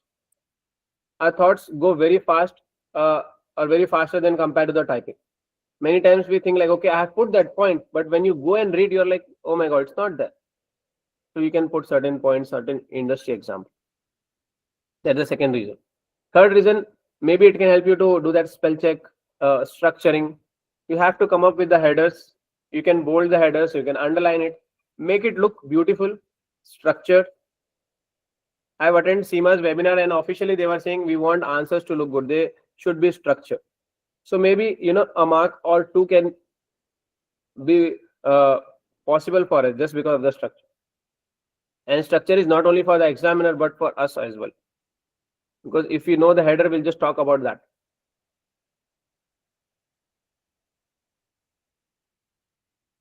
Then the quantity, obviously the overall quantity. Again, another mistake can happen is, let's say subtask A is 60%, second is 40%. So make sure that you write more for 60, less for 40. I mean, I'm saying minimum 4 paragraphs, you can write 5, 6, that is completely fine. Sometimes students do a mistake, they write more for 40% and less for 60%. And you must be thinking why? Because the topics being asked on 40% is easier. And 60% maybe not that easy. So we are comfortable with the 40%. But remember, you cannot carry forward the marks. 60% means 60% only. Even if it is the same task A and B, B marks are separate, A marks are separate. If you have done wonderful, extraordinary in task B, it will not help you get a single mark in task A, subtask A.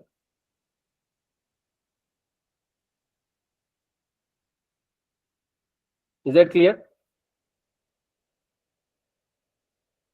And honestly, most of the questions should be from what we have discussed in the class. The important topics, the pre-scene, the industry. We have tried to do everything. Obviously, I can't say 100%, but at least 99% we have tried. Or more than 95% we have tried. So there should be topics coming from this one.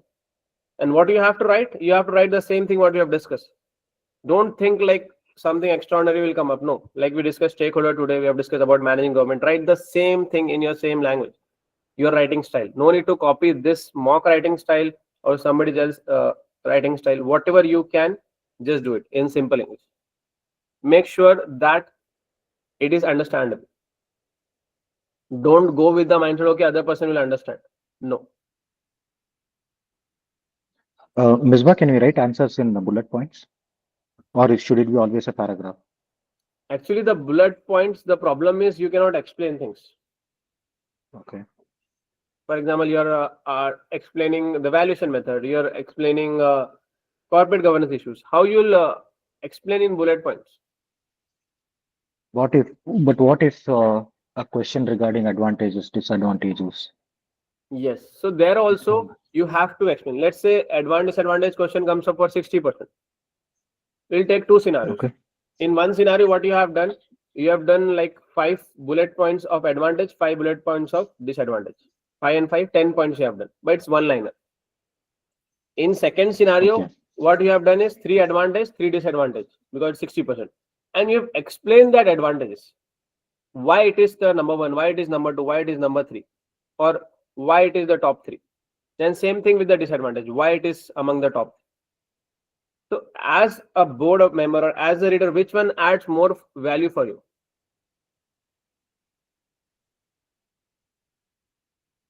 Yeah, points with explaining. Yes. And maybe you can have a recommendation there. And second reason for this, why not pointers, is usually we have studied this topic in E3, P3, F3, or you have got exemption based on your experience. So it doesn't make sense for CIMA to test again just for the headers, because that knowledge is already tested, isn't it? What we are Okay, being makes tested sense. here is application. If you see, we don't have a separate textbook or anything for the case study exams. It's just the same papers and we have this pre-sync. But the fundamental knowledge is again coming from E3, P3 and F3. So if they ask to come up with the bullet points, it will become like an objective type question again. Today we'll write bullet points, tomorrow we'll say, okay, we need an OTQs, objective type. Done. That's not how things will work. And second thing is, when we talk about knowledge, okay, let's say if I talk about debt, all of you can answer, but some of you can actually go to the next level, isn't it? But in bullet points, you cannot showcase that knowledge. If I say in one word, maybe you cannot explain. But when I ask you to say the same thing in 2-3 paragraphs, you'll go to the next level. That's where your technical knowledge will come out. That's where your knowledge can be differentiated. You're getting the point? Yeah, that helps. That's the same thing examiner is looking for. You have to go in deep.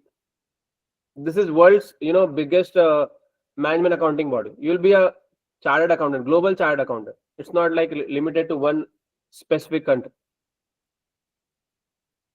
So the expectations are high, and it should be high. They cannot just give it like this, right? But honestly, I feel this small mistakes cost the exam rather than the technical knowledge, because students are too much focused only on the studying part. They don't have a plan. They don't have a structure. They don't have a specific idea how their answer will look. Irrespective of the question, you should know this how my answer will look. This is how I'll put my headers. I'll put my headers only in 2 words, 3 words. I'll make it bold. I'll make it italic. I'll underline it. I'll write my recommendation this way. I'll use this example. I have learned this 10 examples. I'll try to bring in there.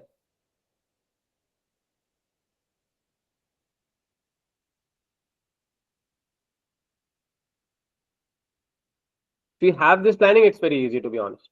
If you don't, we go in the exam and realize, okay, this is the problem. I've seen many students, they did very well. I was requesting them to do mocks. They have not done it. And when they went for the exam, they're like, okay, I know everything, but I was not able to type. Many of them fortunately passed very closely. And some of them, obviously, they didn't get the expected result because they didn't practice, or they were overconfident. Oh, I am typing in my office. I always do that. I am senior enough. Don't tell me these basic things.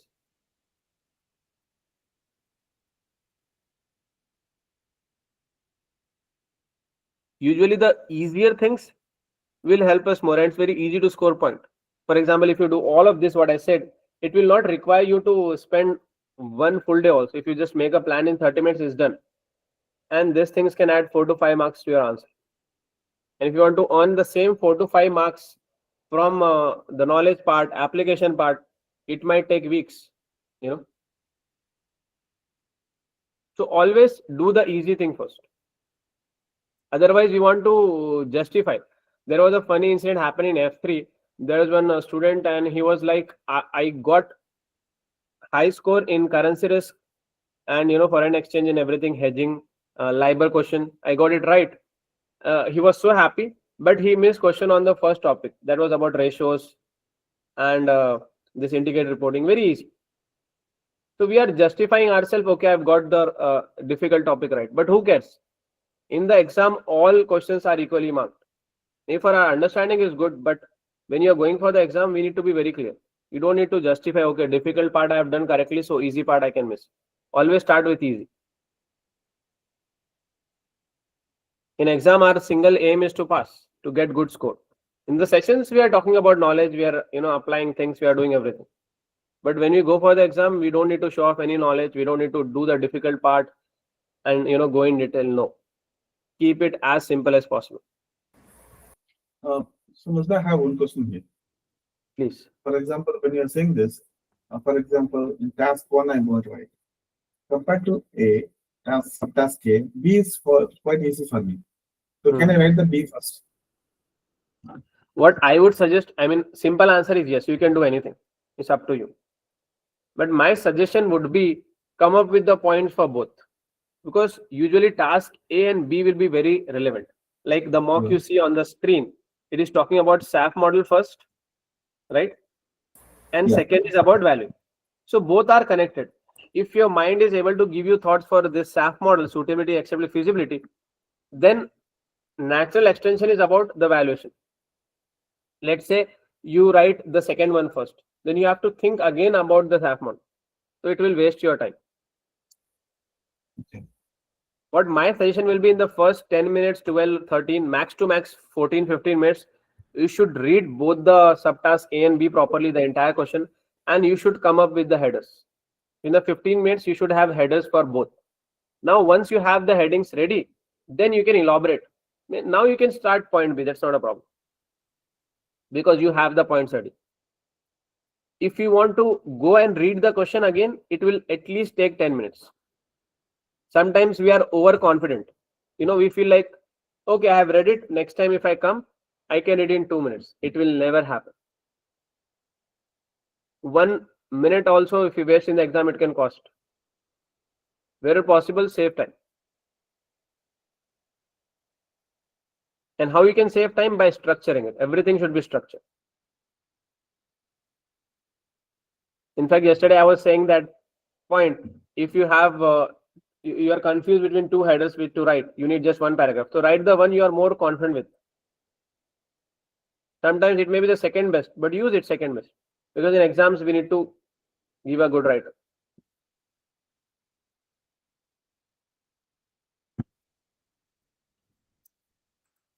We don't know where the examiner is sitting, which part of the world. So we need to keep it very simple and clear for the reader.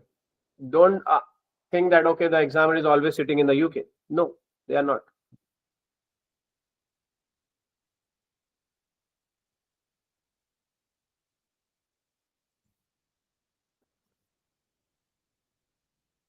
Is it consistent that each strategic exam has 3 tasks with 2 subtasks? Alisba, yes, mostly it is. Sometimes they can have 3 subtasks also. But what is fixed is the marks, 50 marks. For example, if we go to the question, before starting itself, you can see this here. The time has not started yet.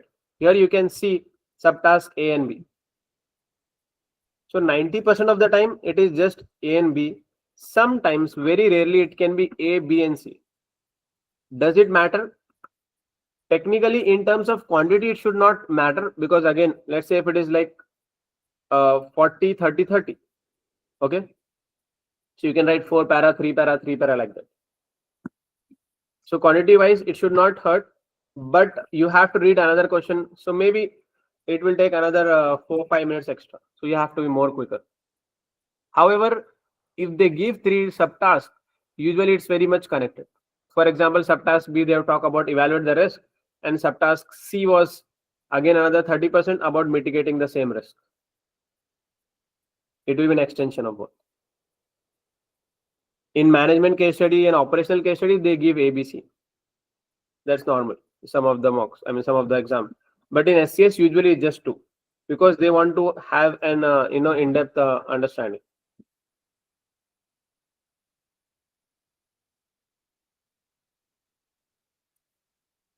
Any questions? Yeah, I wanted to ask you something, like when you're talking about the structuring of the exam, you are saying like 10% is 1 para, right? Yes, minimum we should target that. Right. So now para is something else, but what about the points? For example, in 1 para, I can come up with 2 different points. So how are the markings as per the points? Or are you saying that if someone is asking me the advantages and the disadvantages, right, and the marks are like 50%. Okay. So if I give only 2 advantages and 2 disadvantages, I'll score full marks? Yeah. So if it is 50% and you have 2 advantage, 2 disadvantage, I would suggest write one more, maybe an advantage or disadvantage, or maybe 3 advantages and 3 disadvantages.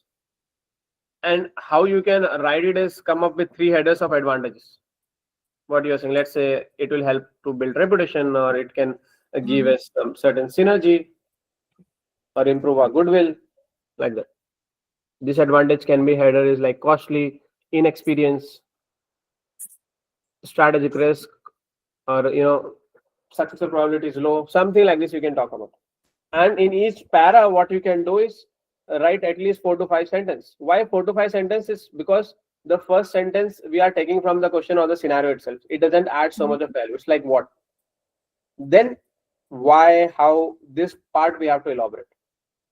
That's where we are adding value. For example, sorry, continue.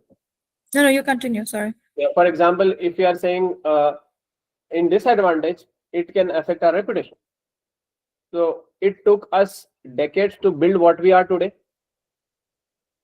in Cewmlator, and we have been doing it successfully. We have been aligning with our values, mission, and we have been giving good financial results as well.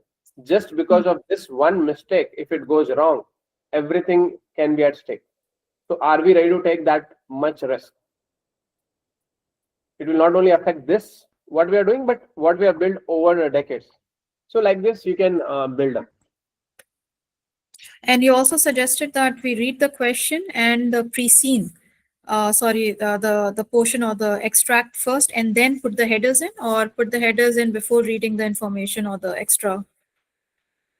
Obviously, you have to read the entire question extract first, because if you don't read it, how will get the pointers? Isn't it? For example, this is the question. Okay, so we'll read this, then we'll go to that Dutchland Daily, the news article. Yeah, So you're we- right. That's what I thought also. I just wanted to confirm. I thought that you said the other way thing, but yes. No, So no. you read the whole thing and then, yeah. Yes, because we don't want to come back. Even I don't suggest we should come back again in the last 5 minutes. Last 5 minutes is just this one liner: SAF, analyze and recommend. We have access to pre-scene also in the exam. Again, I don't recommend that unless it is very, very important. You feel like it can add value, because if you go to the pre-scene, you will be like relaxed. You will not put pressure on yourself to remember things or pointers. And secondly, it will waste time. It will waste a lot of time. And in this exam, for example, you have the reference material. Right. Sorry, or this, the Dutchland, the extract. You cannot copy and paste it on your answer, right? It is. I don't think so. You can copy paste. Anyone who has done this before, can they? I think in Scratchpad they can do. No, So you can't. can't copy and you can't, right? You can't copy and paste. Okay. There is no option of the copying text in the exam. You can only copy from the Scratchpad. So better you plan your whole answer on the Scratchpad headings, and then explanations or some keywords on that. This you can copy.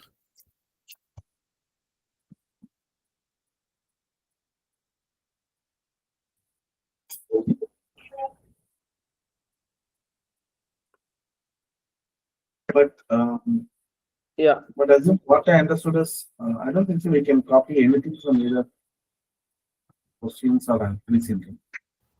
No, you can't. For unseen or the pre-seen, you can't copy anything because these are the PDF files, and these are not editable. And you have Scratchpad. You can only write on the Scratchpad. And initially, if you want to plan your answer, you start with the requirements, as Mispa said before, that go to the requirements 2 or 3 times. This will give you, sometimes we miss, there is a word and there are then 2 requirements, one before and one after that. So better read it, otherwise we will end up with the half of the answer if we don't see that and properly. So I missed last time a very big, with a very near. So I realized that there are small mistakes that can lead to the failure. And when you say Scratchpad, Azim, what is the difference between starting the answer on the answer? Because once you see this, there would be a window where you're doing your answer, right? Which will be submitted. So you can work on that only, correct? Directly on this. No. Why? Yeah, you can work directly on that also. Just plan your answer accordingly. Because and on that sheet you can copy and paste. For example, if I'm writing something, I want to bring that line below. Yes, exactly. On the same just sheet, like you can copy and I paste. can, right? Okay. Yeah. Okay. On the main sheet and on the Scratchpad also. Okay. So when we are talking about Scratchpad here, if you are writing from home, we have that Scratchpad, and if you are doing from exams, and you'll have physical Scratchpad. Okay. Okay. Yeah, I'm that's doing all it. what it is. Yeah. And if you're writing from home, you can use the same screen. Why you want to use a scratch pad? You can always edit it. Why to Mhm. copy paste from the Probably same? one suggestion, Misbah, Yes. if you just looking for writing it in the center, you can ask for a white paper. I think in most of the centers they're providing white paper because what they provide is the laminated sheet they provide with the marker. That's really highly challenging to make a notes. Yes. But if you go with the policy, that's what it is. If Yeah, you are yeah, lucky, they can provide you the actual paper. yes. I don't think if it is a Pearson actual center, they will allow. If it is a franchise, maybe if you request, this will work. But definitely, it makes a difference. It's more smoother to write on the paper. I'll tell you the logic behind that. That sheet they give, they'll wipe it off immediately. Why they don't give on paper is some student can have access, they'll take it out and it can become public. So that is like an internal control to maintain the confidentiality of the exam questions.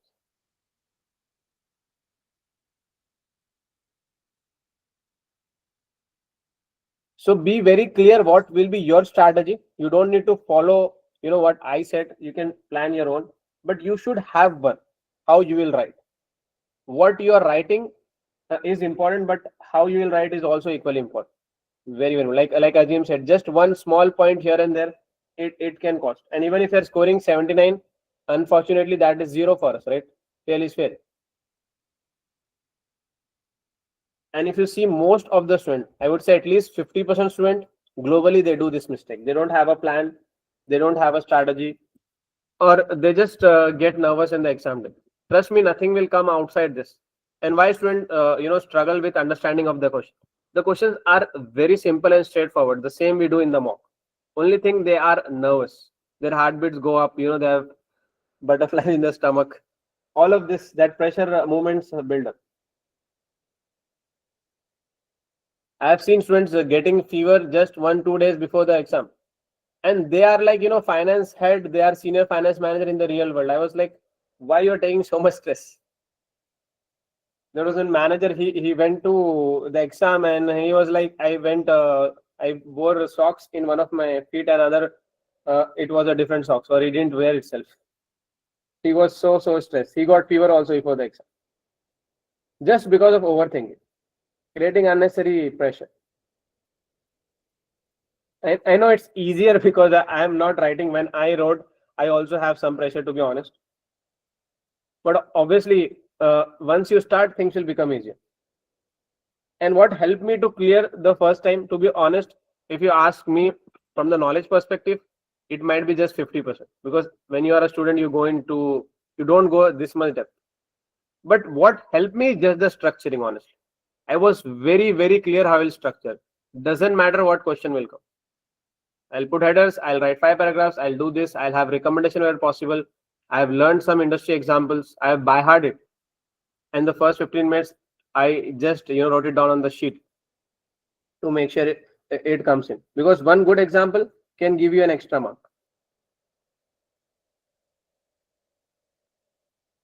And never underestimate that small things what we are doing. Most of the students will have reached in 70s. In fact, more than 74, 75, last 5-6 marks. So this small things what you will do now or planning you will do will make a deal for us. Sorry, you said that actual examples. So we can take actual examples, for example, like even take the names of Tesla or BYD. Is that? Yes, you should take. I have made a document also for that. I'll share with you. You can talk about how BYD has to, face the reputational issue because they have a product recall. We have to assume in the exam that Tesla and BYD, Atom, these all three are competitors. Anything happening in the real world, you can bring into the exam. Okay, so you have those examples, huh? You can share that. Okay. Yeah, I'll share. Yeah, even for me, Misbah, can we have something like I've already shared challenge- with you, Shiva, in group, but I'll share again, no problem. First, Yeah. we have to see an example from the industry. Or sometime if you are not getting exactly, you can go outside the industry. For example, we want to talk about a perfect acquisition. You can say how Facebook has acquired WhatsApp, how they have acquired Instagram, and it was a perfect synergy. They are growing like anything, right? If you want to talk about a failure of merger acquisition, you can talk about PESTEL and Daimler. It was like global recognized brand, both of them. So outside industry also you can bring in, but first priority should be within the industry. But again, having said that, we should not try very hard. If it is relevant, you can bring it.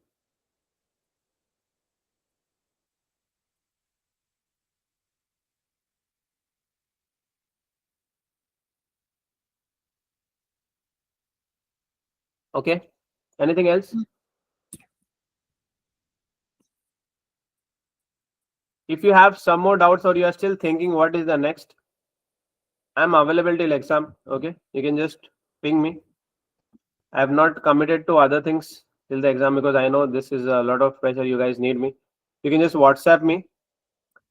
I'll reply. Okay. If possible, maybe a call. Let's see. But main thing is whatever you have done so far, just revise it and make your plan how you'll do it. And don't get overwhelmed. And students, some students on social media, they'll share a lot of fake news. This topic is there, that topics. Don't get distracted. Just follow what we are doing.